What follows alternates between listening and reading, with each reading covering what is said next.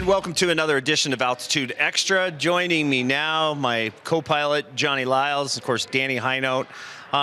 You know, if you've seen these episodes, we've done a few other ones with Danny about his post-career life. Today we want to focus in on the dangerous part of his life and the dangerous part of your life. If you knew either of these gentlemen back in the day. You lived in Denver. Right. Let's do a mass apology right Right, just do it. Let's start with the location and how that benefited you guys in your journey, and who was always over at that house, because it was Cherry Creek. Was it Jackson? What was the street? It was Monroe. And who lived in this house? Well, I'm just going to preface everything by saying I signed with the Avs out of college, went to Hershey, met Brad Larson there at the end of the 03 season, and I talked to him. I didn't know Dan. Talked to him during the summer, and it was going to be my first training camp, and Lars said, come out early, a couple weeks early, 2-3 weeks early, and you could just stay at our house. Little did I know our house meant. So who was in the house? So I showed up, and I'm pretty sure I landed, and Danny's like, hey, Dan Hinote, great to meet you. And Lars like, Johnny, good to see you. Throw your bags downstairs. We're going right now. We're leaving. And this is my first day. I landed on a Saturday, and I was like, okay. And I just remember texting my buddy like the next morning, and I was like, oh my God, I'm gonna die. Where did you go? Probably. Oh no, Choppers. Yeah. Choppers. Yeah. Choppers. I mean, that's right. And it was a pretty tame night, but I thought I knew. At the time, I didn't know. Yeah. I didn't. And now, what exactly were the living arrangements? Because for people that haven't seen the house, Yeah. I remember it was like 3 levels or 2. It was, it was a big house. Most people have seen it, but anyway, go on. You were upstairs, I remember that, Yeah. in the corner. But what was the deal with the dishes and the living arrangements and rent, and how did you guys get through all that? Ooh, that's a great question.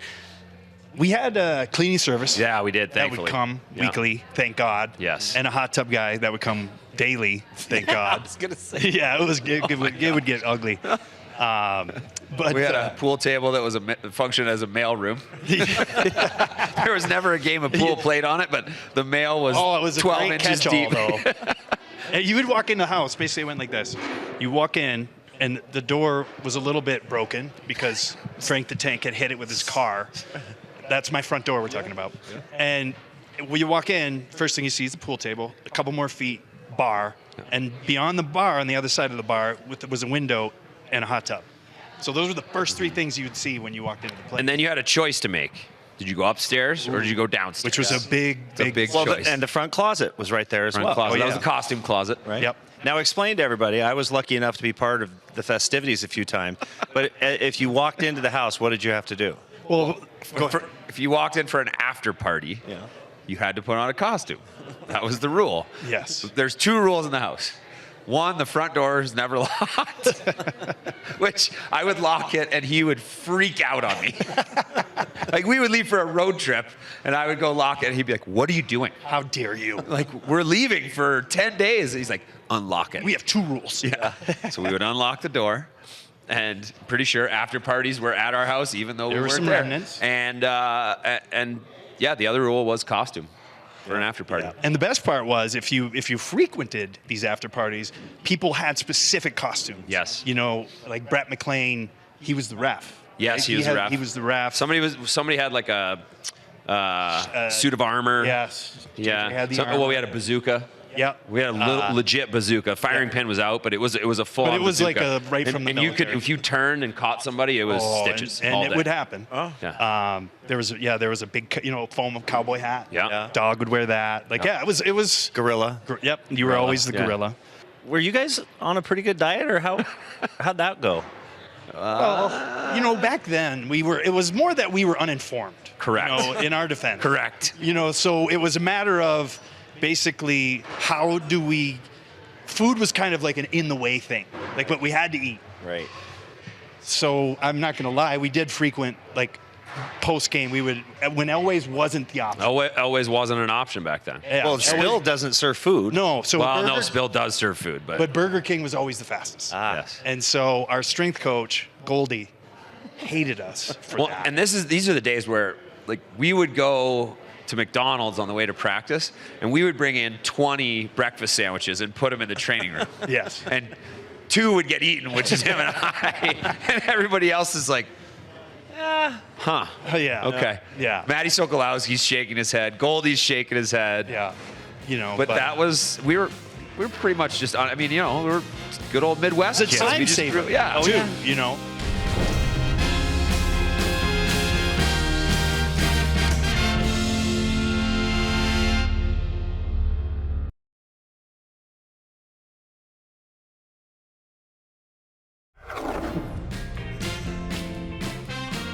How many guys nowadays, like rookies or first-year guys, I don't think they live together, do they? I think I mean, a lot of them. it's- A lot of the because you have so many young kids coming in now. Yeah. I feel like they live in a veteran's basement Yeah. a lot of times. Yeah. Like Dutchie did with Footy or Factor did with Darcy Tucker. Yeah. But yeah, I mean, I don't know how many guys actually live together these days. I don't think it happens nearly like Yeah. it used to. Well, we had 4 guys living together when I first. It was you, Lars. Lars got put on waivers. Was Bear Kitty partway there? through. No, Bear Kitty was gone. He was in Washington. Yep. And then it was myself and Riku Hall in the basement. Yeah. Cool. Yeah. and then Brett McLean moved into Brad Larson's room. Yes. Right? Well, Or you moved I moved up up. there, Yeah. and it was a then- hierarchy, and so I'd been there the longest, and I went. And, Yeah. and Macker liked his space. Oh, he yeah. liked to be. He liked it quiet. Yeah, He liked and the being black down in mold. basement. Loves Yes, the love black the black mold. But you guys are fan favorites still here. Danny, I mean, especially you. I mean, Johnny, they love you. But they hear Danny Hinote, and they're different like, level, yeah. They're like, oh my God, this guy was an absolute legend. Yeah. He's so much fun. Owes me money. Yeah, owes me money. Yeah, Actually, some that's- people we tweeted out that Danny that you were going to join post game, and people are saying awesome on Veterans Day. The guy West that went to Point. West Point Yeah. for a year and a half. I mean, that's pretty cool good that worked segue. out like that. I think we have to at least admit that Danny is the first person from Florida, born in Florida, to ever score a goal in the National Hockey League. I just read that today. Yeah. I was like, what? Oh, new stuff comes out all the time. I mean, what else are you the first human being to do?